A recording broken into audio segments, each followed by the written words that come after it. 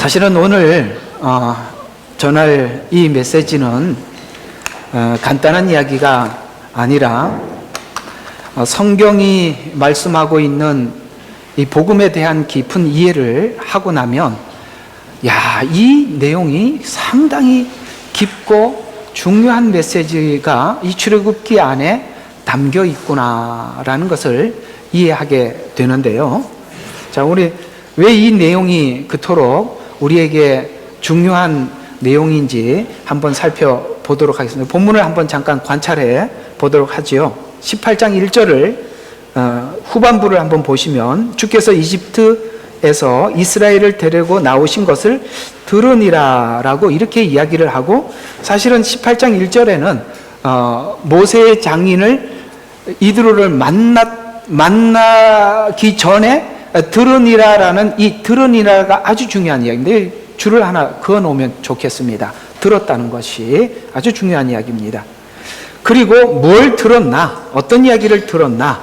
이 이야기는 8절부터 이제 7절부터 이제 모세 장인과 모세의 만남을 구체적으로 설명을 하면서 모세가 이드로에게 뭘 전했는지 이렇게 설명을 하고 있습니다. 8절부터 보면 파리오와 이집트인들에게 하신 모든 일과 길에서 그들이 당한 모든 고난과 주께서 어떻게 그들을 구해내셨는가. 자, 뭘 들었다고요? 구해낸 것. 그 다음에 길에서 당한 고난, 어떻게 구해주셨는가. 그래서 10절에 보면, 후반절에 보면 파리오의 손에서 구해내시고 그분이 이집트 손 아래서 이 백성을 구해내셨도다. 이 구해냈다는 말이 계속 등장하고 있습니다. 자, 한번 그림을 한번 그려봅시다. 원래 유대인들이 이 글을 쓰는 기법을 좀 알아야 돼요. 어떤 기법을 쓰느냐면 아주 중요한 얘기를 앞에다가 들으니라라는 말을 이렇게 적어놓고 뭘 들었는지를 뒤에서 구체적으로 설명하는 기법으로 보통 이스라엘 사람들이 사용하는 글을 쓰는 기법입니다. 이해가 가시죠? 그러니까 뭘 먼저 알아야 되냐면 핵심 단어를 빨리 찾아야 돼요. 그러니까 들었다라는 말이 핵심 단어예요. 그래서 뭘 들었나는 뒤에 설명을 한단 말이죠. 그러니까 앞에 핵심 단어를 찾아야 그 뒤에 전개되는 말들을 이해할 수가 있어요. 그러면 자, 이렇게 설명을 할 수가 있습니다. 사실 모세와 이스라엘 백성들은 애굽에서 한 일을 보았죠. 눈으로 본 사람들입니다. 그런데 이드로와 그 모세의 가족들은, 시보라와 그 자녀들은 눈으로 본 게 아니라 지금 이스라엘에게 했던 말을 듣고 어떻게 했습니까? 자, 끝에 보면은 12절에 보면은 모세의 장인 이드로가 하나님을 위하여 번제물과 희생제물을 가지고 오죠. 그렇게 해서 모세와 장인과 더불어 먹으니라. 이건 이제 교제를 이야기하는데요. 결국에는 이 이야기를 듣고 이스라엘 속에 이렇게 편승이 됩니다. 그래서 구원을 받게 되고 하나님의 한 백성이 되어버리죠. 이게 지금 출애굽기 18장에서 뭘 우리에게 설명하려고 하느냐면, 요지는 실제 하나님의 구원의 역사를 본 자들은 이스라엘이고 그 본 것을 사람들에게 증거했단 말이죠. 그 사람들에게 증거했는데 그 사람들은 누구냐면 바로 유대인이, 이방인들이죠. 여기 이드로는 이방인입니다. 그러니까 이방인에게 이 이야기를 전했더니 이방인인 이드로가 이 말을 듣고 하나님께 영광을 돌리면서 예수님, 우리 표현으로 하자면 예수님을 영접하게 된 거예요. 지금 이 내용이 여러분 아시다시피 로마서 9장부터 11장까지 쫙 설명을 하고 있는 이야기가 출애굽기 18장에서 똑같이 이런 방식으로 사건으로 설명을 하고 있다는 이 말입니다. 그래서 오늘은 하나님의 구원을 본 자, 봤어요. 이스라엘은. 와, 구원의 의미를 아는 자. 여러분, 보는 게 중요해요? 의미를 아는 게 중요해요? 성경을 우리가 보면 본다고 해서 믿는 게 아니에요. 그 의미를 알아요. 예를 들어서 이렇게 볼 수 있습니다. 누군가가 교회에 와서 하나님께서 기도해 주어서 자기의 어떤 질병이 해결되었다든지 아니면은 어떤 내 속에 있는 악한 영의 역사를 물리쳤다고 합시다. 그러면 하나님을 보기는 했지만, 그러나 그 하나님께서 왜 그걸 해주셨는지 그 의미를 아는 것과는 별개다 이 말입니다. 그래서 이스라엘은 보았지만 어떻게 합니까? 로마서 9장부터 12장에 보면은 보았지만 예수님을 거부하게 되고 도리어 이방인들이 그 복음을 취하게 되죠. 바로 이 이야기를 지금 하려고 성경은 이야기를 하고 있습니다. 왜 이 이야기를 여기다가 18장에 이런 식으로 기록했는지를 오늘 한번 여러분과 함께 계속 설명을 하다 보면 이 말씀이 이런 의도에서 기록되었구나라는 것을 이해할 수 있을 것입니다. 그러면 오늘 한번 본문을 통해서 하나하나 살펴보도록 하겠습니다. 자, 모세는 사실 이드로를 만나기 전에 하나님께서 하셨던 많은 일들을 경험했고 또 보았습니다. 모세는 지난날 장인 이드로를 만날 때 지난날 있었던 많은 일들을 나누었을 때 이드로는 9절에 보면 이스라엘에게 행하신 모든 일들을 기뻐하고 이제 이스라엘의 한 공동체 일원이 되었습니다. 이것이 로마서에서는 이렇게 표현하고 있는데 이스라엘은 원나무, 포도나무 가지요. 우리는 그 원 가지고 우리는 거기에 접붙임을 받은 사람이다. 이렇게 어떻게 접붙임을 받게 되었는지를 설명을 하고 있는 내용이란 말이죠. 그래서 구원이 지금 하나님께서 말씀하고 싶은 것은 구원이라는 것은 하나님께서 우리 인류에게 베푸신 구원이 특정 국가나 어떤 민족을 구원하고자 하는 하나님의 편애가 아니라 하나님이 누구든지 모르는 마치 이드로와 같은 이방인들에게도 이 이스라엘을 통해서 복음을 전하기를 원하시고 그 다음에 그들도 이스라엘에게 약속하신 그 구원의 자리에 불러주시는 것이 하나님께서 계획한 구원이라고 우리에게 말씀하고 싶어 하고 있는 것이죠. 그래서 구원받은 이해란 나만 복받아서 구원받고 타인은 하나님께서 벌을 준다라는 이렇게 이분법으로 나누어지는 것이 아니라 아직 하나님을 알지 못하는 저들에게도 하나님은 우리를 통해서 복음을 전하기를 원하고 그들 또한 주님께서 구원받기를 원하신다는 것을 반드시 기억하셔야 됩니다. 우리가 자꾸 이분법으로 나누기 시작하면 저들은 악한 세력에게 포함되어 있는 자고 그들은 예수님을 믿지 않는 불신자들이며 그래서 우리가 배척해야 될 대상이다 이렇게 생각하면은 절대 안 되는 겁니다. 유대인들이 바로 거기에 빠져 있었기 때문에 이방인들에게 가서 복음을 전하지 못했던 것이죠. 그래서 주님은 이 십자가에 죽으시고 부활을 본 제자들을 불러 모아놓고 마태복음 28장에 너희는 가서 유대와 사마리아와 땅끝까지 이르러 내 증인이 되라고 말씀하신 그 너희는 누굽니까? 그 자리에 앉아있던 그 너희들은 바로 12 사도들이었어요. 곧 유대인들에게 주신 사명은 하나님께서 이스라엘을 통해서 예수님이 이 땅에 오셨고 십자가에 죽으시고 우리 죄를 용서하시고 부활하셔서 우리를 의롭게 하신 이 복음을 1차적으로 유대인을 통해서 복음을 전파하게 하셨고 오늘 우리가 그 복음을 들었다면 우리는 이 복음을 들고 나가서 믿지 않는 불신자들에게 전파하도록 오늘 이 부르심이 저와 여러분에게 있다는 것 그리고 이 일을 결코 우리는 간과해서는 안 된다는 것을 모두 기억하셔야 됩니다. 그래서 우리가 이 내용을 제가 여기는 안 적어 있지만 한번 같이 하나 좀 살펴볼 메시지를 한번 보죠. 로마서 한번 펴보실까요? 로마서 10장을 한번 봅시다. 10장에 보면 13절부터 제가 한번 읽어보겠습니다. 자, 주의 이름을 부르는 자는 누구나 구원을 받으리라. 여기는 누구나는 이방인, 유대인 상관없이 모두입니다. 그런즉 그들이 믿지 아니하는 이를 어찌 부르리요? 그렇지요. 우리가 주님의 이름을 부르려면 믿어야 부를 거 아닙니까? 믿지 않는데 어떻게 부르겠습니까? 또 믿으려면 어떻게 되느냐면 누군가가 와서 전해줘야 돼요. 그러니까 듣지도 못한 이를 어찌 믿으리요?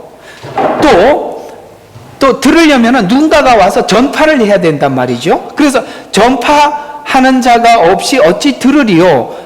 또 이 전파하는 사람은 누군가가 하나님이 보내야만이 갈 수 있단 말이에요. 그래서 파송되지 아니하는데 어찌 전파하리요? 기록된 바와 같이 화평의 복음을 전하며 좋은 일들을 기쁜 소식을 가져오는 발이 얼마나 아름다운가. 이렇게 말씀하고 있어요. 그러니까 들어야 믿는단 말이에요.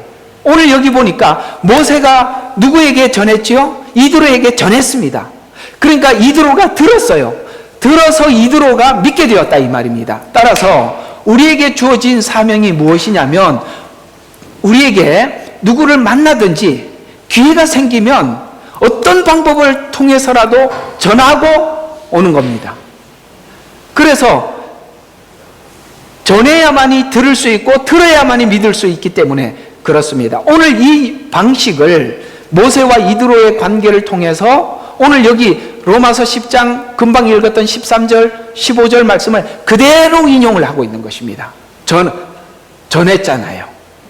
뭘 전했습니까? 지난날 있었던 일들을 빠짐없이 낱낱이 전했습니다. 그래서 이드로는 믿게 되었고 이스라엘의 한 일원이 되었다는 것입니다. 바로 우리가 이렇게 해서 하나님 이 방식을 통해서 영혼들을 구원한다는 사실을 기억하시고, 우리는 나는 믿는 자 너는 믿지 않는 자 이렇게 이분법으로 나누고 나면 우리는 아무에게도 전할 수가 없어요.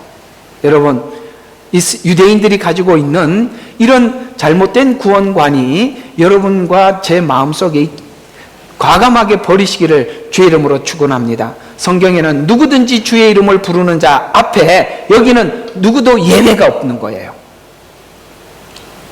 사실은 우리 교회가 지난날 구원을 설명을 하면서 이런 방식으로 너무나도 오래 예정론이라는 입장에서 이렇게 설명을 해왔었기 때문에 전도를 하지 않았어요. 예정론은 얼마나 편한지 몰라요. 하나님이 예정해 두었으면 언젠가는 교회에 올 것이고 믿게 될 것이다라고 우리는 아무것도 하질 않아요. 그렇지 않습니다. 전해야만 하는 것입니다. 왜 주님은 우리에게 그렇게 말했겠습니까? 너희는 가서 모든 족속에게 복음을 전하라고 했는데, 여러분, 모든 족속에게, 이 시드니 땅은 모든 족속에게 가기가 얼마나 좋은 땅입니까? 여기는 모든 족속, 나는 매주 인도 사람 만나고 이번 주에는 파키스탄, 다음 주에는 아프가니스탄, 이렇게 여러 나라의 사람들을, 여기는 이집트잖아요. 우리가 가서 만나야 되는데 여기서 다 만날 수 있다는 게 너무 신기해요. 그 얼마나 좋은 기회를 주셨습니까? 아니, 이렇게 반응이 없으세요? 예. 네. 얼마나 좋은 곳이에요. 중동 한번 갔다 오기 얼마나 힘듭니까? 여기 오면은 중동 사람들 다 있지 않습니까? 이분법으로 나누면 우리는 복음을 전할 수가 없어요. 그래서 이스라엘을 구원해서 첫 번째 하나님이 이스라엘을 구원하고 이스라엘을 통해서 하나님의 역사를 보여주셔요.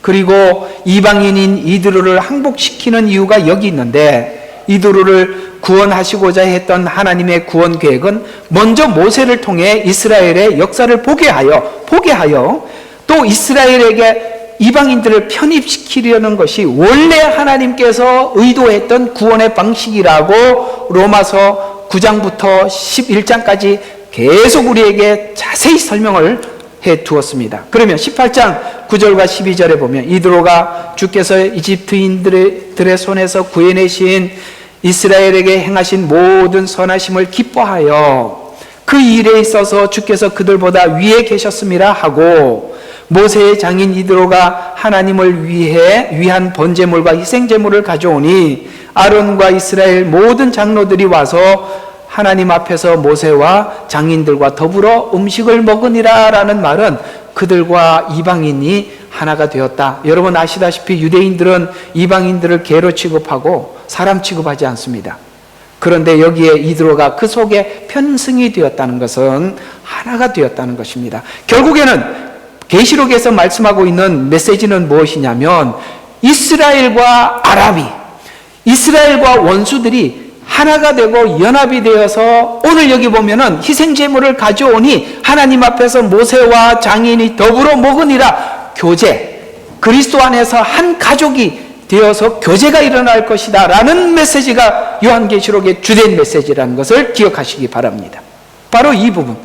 그래서 마지막 때 우리가 놀랍게 볼 수 있는 것은 지금 그야말로 원수 같은 팔레스타인들과 유대인들이 하나가 된다는 거예요. 이거는 정말 이 지구상에서 가장 상처가 서로가 많은 대상이고 하나가 될 수가 없어요. 그러나 오직 한 가지 복음만이 서로가 연합되게 만드는 것입니다.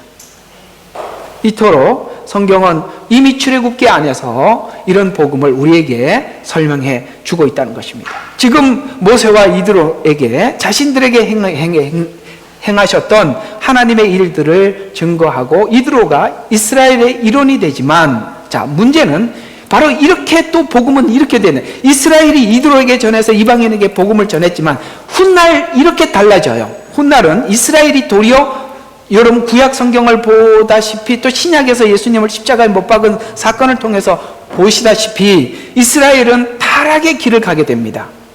그러나 이드로의 후손들이 이스라엘의 남은 자가 돼요. 성경에 놀랍게도 남은 자라고 지적하고 있는 이 남은 자들은 이스라엘이 아니라 도리어 이드로의 후손인 이방인들이었다는 사실에 우리는 놀라지 않을 수 없습니다. 그래서 그들이 신앙의 모델이 되는데, 이 내용이 에레미야서 35장, 여러분 에레미야서는 아시다시피 이스라엘이 멸망 직전에 아무리 외쳐도 그들이 돌아오지 않는 이스라엘을 향해서 외쳤던 선지자입니다. 그래서 눈물의 선지자라고 외치고 있는데, 그때서 도리어 이스라엘은 대부분 타락했지만 하나님께서 말씀하신 신앙의 정신을 기리고 남은 자가 되었던 이 레갑 족속들에 대해서 이렇게 소개하고 있습니다. 내가 레갑인들, 이들은 이드로의 후손이에요.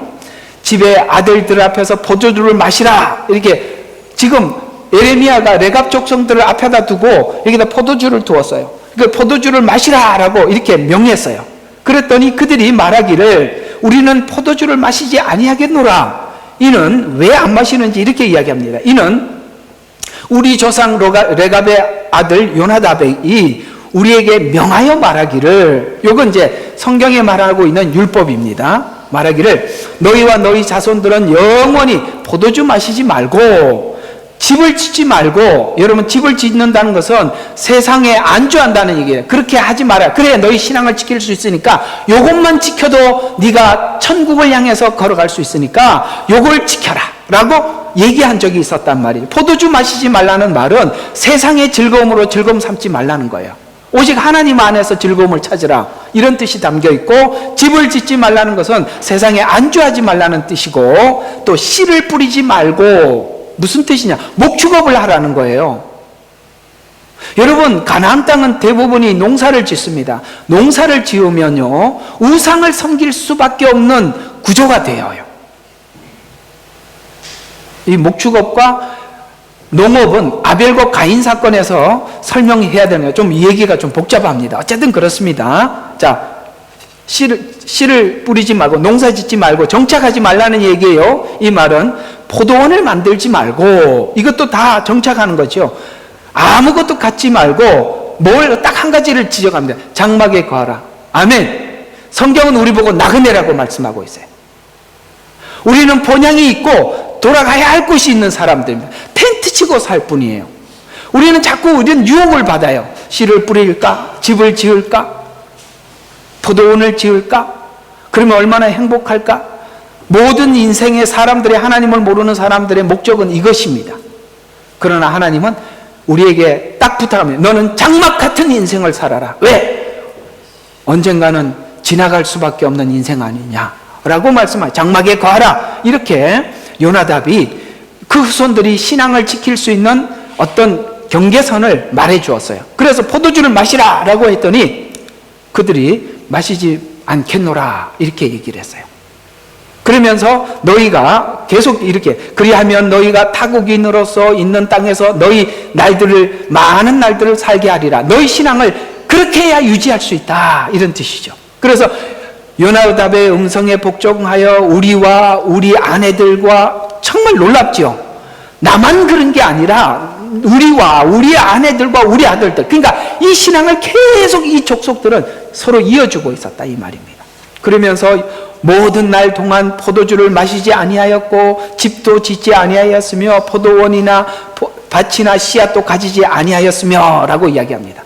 이건 무슨 이야기냐면 바로 이 이야기를 하고 있습니다. 지금 이드로가 모세를 통해서 복음을 전해 듣습니다. 그리고 이 복음을 전해 들은 하나님을 믿고 삶으로 살아갔죠. 그래서 구원의 소식을 전해 들은 전하는 일은 이스라엘이 했지만 전에 받은 자 중에서 믿음을 간직하고 지켜서 다시 이스라엘에게 돌려주는 역할은 이드로의 후손인 이방인들이 함으로써 이방인들의 역할은 바로 이스라엘이 전해준 그 예수 그리스도 믿음을 우리가 간직하고 다시 그들에게 되돌려지는 일을 하게 되는데, 훗날 그들이 이 복음의 정신을 알고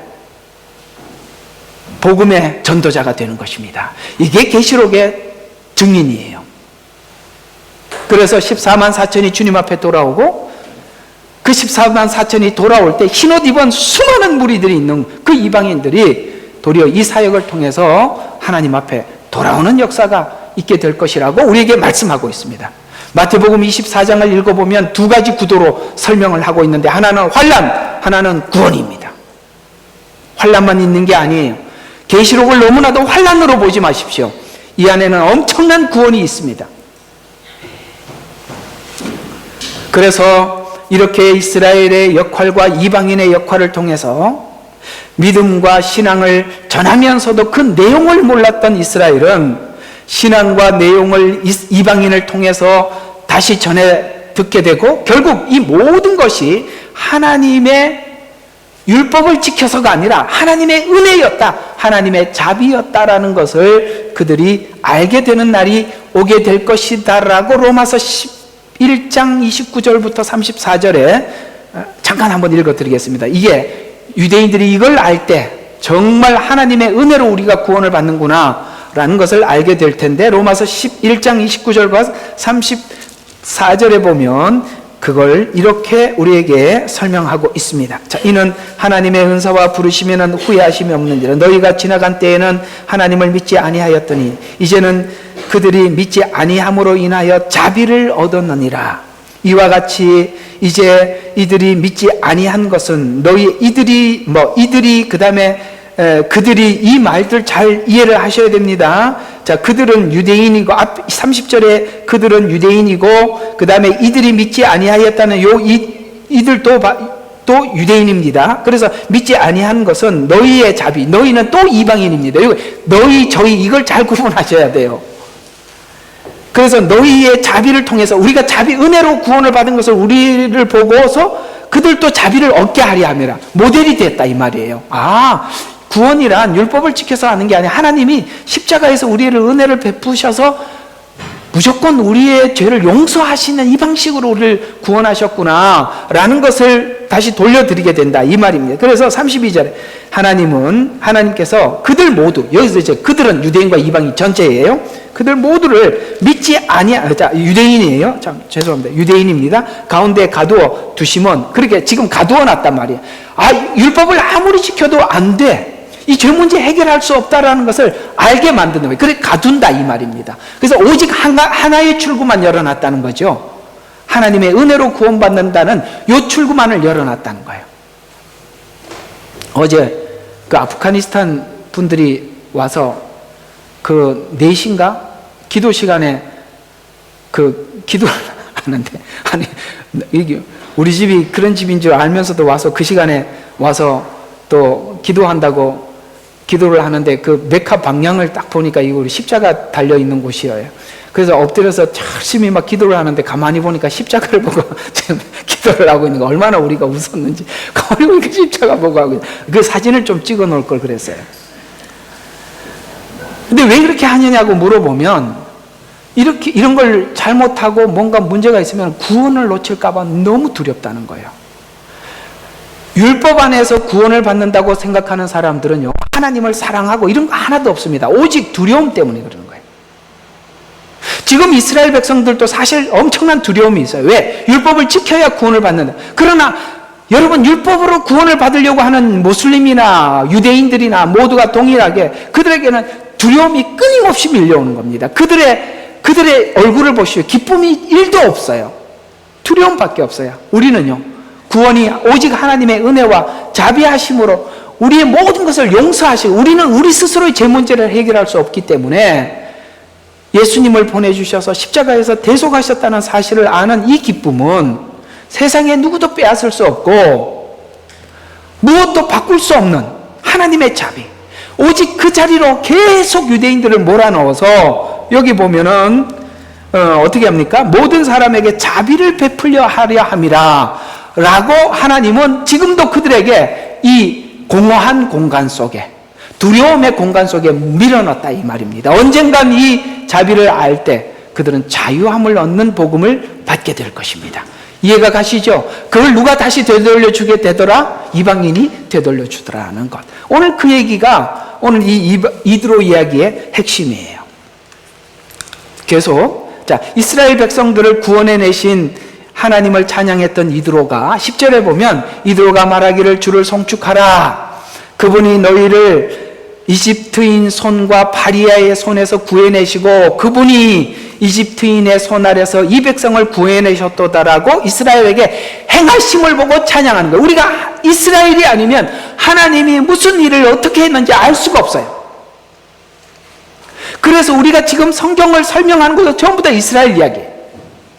우리는 이스라엘 역사를 배우는 게 아니라 이스라엘 속에 하나님이 어떻게 일하셨는지를 보고 그 안에 하나님이 어떤 방식으로 구원했는지 우리가 보고 있는 거 아니겠습니까? 바로 우리가 이렇게 구원을 받는 거예요. 우리 구원받은 모든 자들이 이드로가 찬양했던 이 방식으로 찬양하는 겁니다. 뭐예요? 그분이 너희를, 이스라엘을 이집트의 손과 바리오, 이거 사단의 세력에서 똑같은 이야기죠. 구해내시고 이집트인 손 아래에서 이 백성을 구해내셨도다. 거기엔 누가 포함되어 있어요? 나도 포함되어 있다는 거예요.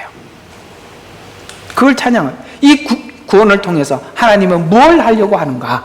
이렇게 구원해서 뭘 하려고? 그저 애굽에서 건지는 게 구원인가? 출애굽기가 아니잖아요. 만약에 출애굽기가 애굽에서 건지는 것만이 구원이라면 홍해 건넌 사건으로 출애굽기는 더 이상 쓸 필요가 없잖아요. 맞잖아요.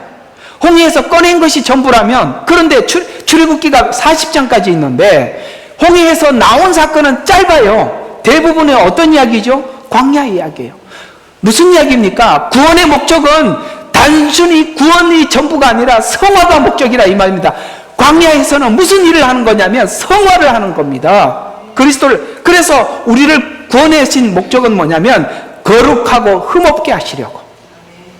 그게 광야 생활에, 그래서 출애굽기를 주의 깊게 봐야 될, 자세히 봐야 할 이유가 무엇이냐면 자꾸 우리가 홍해 건넌 사건으로 끝내면 안 돼요. 도대체 광야에서 하나님이 무슨 일을 했나? 이스라엘 백성들에게 뭘 하려고 했나? 이걸 알고 나면 우리를 구원하신 그 하나님이 지금 무엇을 하고 있는지 이해하게 되는데, 잘 들어요. 성화를 모르면 여러분의 현실 속에 일어나고 있는 고난을 이해할 수가 없어요. 성화와 고난은 이꼴이란 말이에요. 성화라는 관점에서 이해하지 못하면 여러분에게 지금 다 찾아오고 있는 이 모든 것들을 그저 하나님을 원망하거나 피해가려고 할 뿐이에요. 그건 정면으로 돌파해야 되는 겁니다. 그래서 하나님의 의와 진리로 거듭난 새 사람을 만들려고 작정한 것이 구원이에요. 그래서 의와 진리로 거듭난 새 사람은, 자, 이렇게 돼서 하나님의 의, 이렇게 의, 이러니까 너무 막연해 보이지만 간단하게 설명하면 정직이에요. 하나님의 양심을 회복하는 겁니다. 정직이에요. 그래서 정직을 가지는 것이고 진리로 거듭난 사람을 만드는 것인데, 그래서 성도가 정직하다는 것은 하나님의 성품이며 덕목을 가지는 거예요. 이 정직을 오해는 하지 마십시오. 이 성품과 덕목을 가진다는 거, 이것도 설명할 부분이 많습니다. 이게 세상적으로 이 세상 사람들이 이해하고 있는 방식의 정직은 아닙니다. 세상에서도 정직은 있어요. 그러나 세상 사람들의 정직은 자기 의를 세우기 위한 정직이에요. 그러나 우리가 정직해진다는 것은 하나님의 의를 세우고 하나님께 영광을 돌리기 위한 정직이에요. 다르다 이 말입니다. 그래서 하나님이 원하시는 정직은 원래 인간의 됨됨이를 회복하는 것인데, 그래서 성도가 정직한 자가 되었다는 것은, 정직한 자가 되었다는 것이 바로 여러분들의 은혜를 받은 보상이에요. 아멘.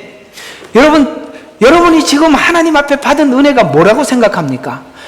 내가 하나님 앞에 거룩해지고 정직해지고 양심을 회복하고,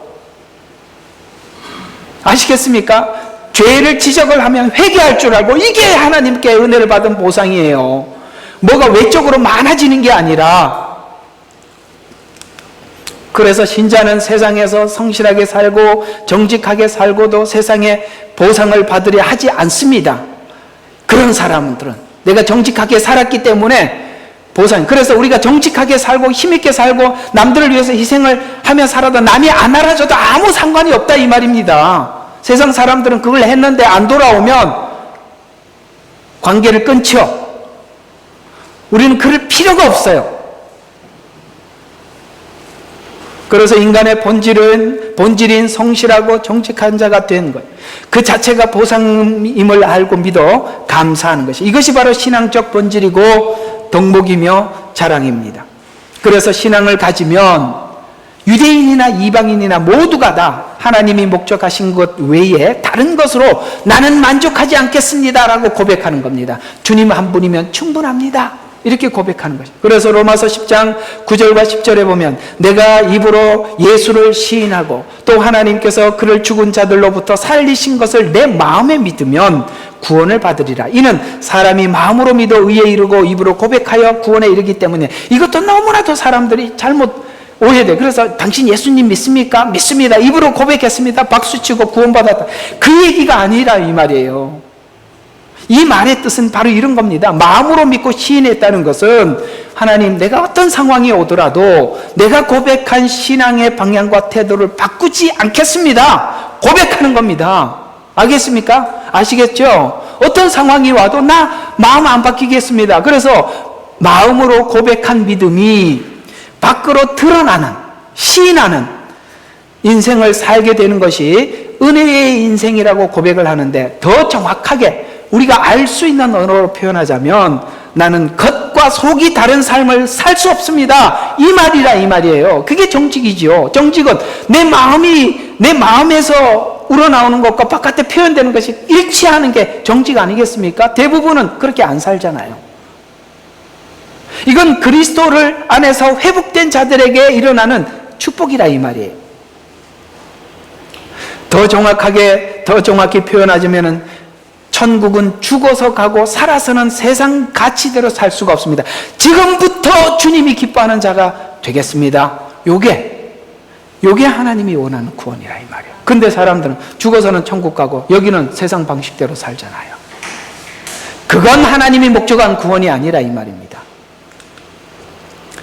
이런 일들이 내 안에 일어난다면 하나님은 두 가지를 특별히, 이제 앞으로 십계명 이야기 속에 담겨 있는 의미들을 살펴볼 거예요. 근데 한번 오늘 맛배기를 살짝 보면 이런 이야기입니다. 크게 두 가지 실천을 요구받는데, 하나는 시간을 달래요. 여러분, 시간은 우리가 시간을 낼 때 여러 가지, 오늘 5시에 여기도 스케줄이 잡혀 있고 이거 다 바쁘면 우리는 어떤 것부터 먼저 선택하지요? 내가 가치 있고 중요하다고 생각하는데 시간을 먼저 투자하지요. 하나님은 시간을 통해서 우리 신앙에 대해서 묻습니다. 그러면서 출애굽기 31장 18절과 12절 안식일을 지켜라. 요거 이제 자세히 다음 주부터 설명하겠습니다. 그렇게 말씀하고 있는데, 그 날을 구별하여 하나님의 날로 구별하여 지키라는 뜻이에요. 그래서 한 날을 구별하여 지켜서 내가 하나님께 구별된 자라는 것을 되새기며 살라는 거예요. 그래서 시간을 달라는 거예요. 여기서 안식일 뿐만이겠습니까? 모든 시간에 가장 중요한 것은 하나님이 원하는 시간을 하나님께 드리고 나머지 내가 원하는 걸 쓰는 거예요.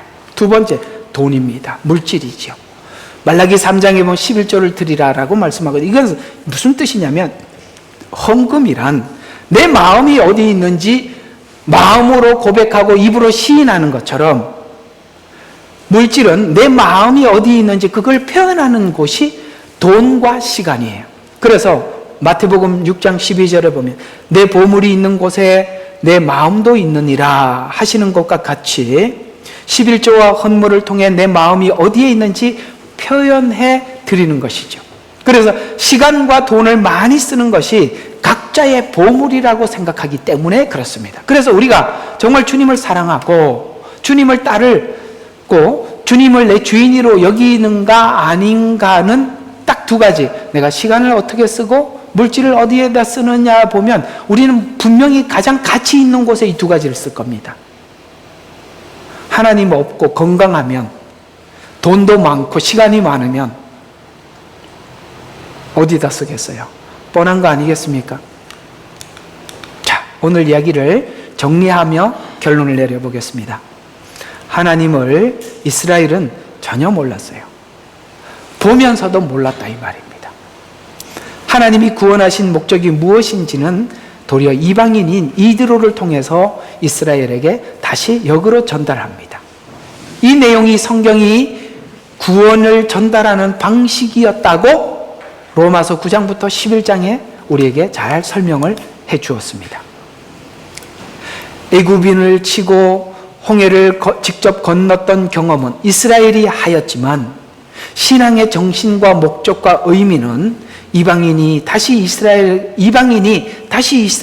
전했죠. 그래서 우리는 유대인이나 이방인이나 각자의 부르심을 따라서 구원을 받고 전하는 것입니다. 이런 일들이 사실 교회 안에 이런 식으로 나타나는데요. 성도가 각자에게 많은 일들이 나타나는데 이상하게 이런 일들이 많아요. 내가 누군가를 처음 세상에 예수 믿지 않는 사람을 전도해서 교회에 데려다 놨어요. 그런데 놀랍게도 내가 잃어버렸던, 지난날 하나님 앞에 소중하게 생각했던 어떤 신앙의 중요한 부분들을 잃어버렸는데 내가 전도한 사람에게 그게 나타나는 걸 보고 내가 깜짝 놀랄 때가 많이 있다 이 말입니다. 사실 우리가 어떤 사람을 전도해놓고 그 전도한 사람이 너무나도 하나님 앞에 신실할 때 하나님 앞에 그저 나는 전도했습니다라는 것밖에 없고 부끄러운 것만 보는 경우도 있다 이 말이에요. 맞죠? 그래서 가끔씩 우리는 어떤 교회의 새 신자들이 너무나도 묵은 신자들에게 충격을 주는 일들이 많아요. 이런 방식, 하나님이 사용하는 방식이라. 왜냐하면 어떻게 살다 보니까 우리가 순수성을 잃어버릴 수도 있고 내가 지난날 중요하게 생각했던 어떤 부분들도 놓쳐버린 것들이 있는데 처음 하나님 앞에 그 정직하게 신앙생활하는 어떤 사람이 내게 많은 도전을 줄 수도 있고 뿐만 아니라 설교하는 저와 성도들 사이에도 이런 일들은 굉장히 많이 일어나고 있어요. 사실은 저도 여러분들의 모습들을 보면서 많이 도전을 받을 때가 많습니다. 저는 전하면서도 이것도 놓쳐버리고 저것도 잃어버린 경우들이 있는데 여러분들이 하나님 앞에 정직히 행하는 어떤 모습들을 바라보면서 저는 제 마음속에 많은 도전을 하나님 앞에 받기도 하는 것입니다. 이와 같이 유대인들은 하나님의 역사를 눈으로 보았습니다. 그러나 그 즐거웠던 홍해를 건너고 하나님을 찬양했던 것을 마치 광야 생활을 하면서 너무 힘드니까 다 잃어버렸어요.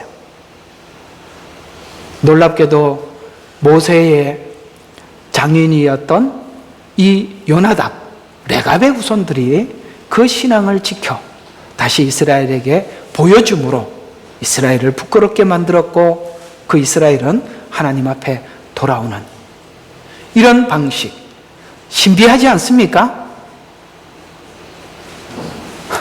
우리가 새신자들에게 은혜를 받고 도전을 받는다는 거 신비하지 않으세요? 설교자가 성도들, 새신자들에게 도전을 받는 거 신비한 방법이죠. 왜냐하면 우리는 어느 정점에 가게 되면 내가 어떤 부분들을 놓치고 변했는데 그걸 찾지 못하고 잃어버리는 경우들이 많이 있기 때문에 그렇습니다. 그래서 어떤 이는 전하면서 어떤 사람은 들으면서 서로가 서로에게 하나님의 말씀이 은혜되어 다시 상대방에게 되돌려 드리는 은혜, 이렇게 교회는 서로가 서로에게 도움이 되는 것입니다. 내가 먼저 믿었다고 해서 내가 앞서 나간 자가 없게 하시고 서로가 서로에게 은혜를 끼치게 하는 하나님의 방식, 이 부분을 하나님께서 이렇게 일하신다는 것을 인정하신다면 우리는 처음 온 새신자들 앞에서도 많은 도전을 받게 될 것입니다.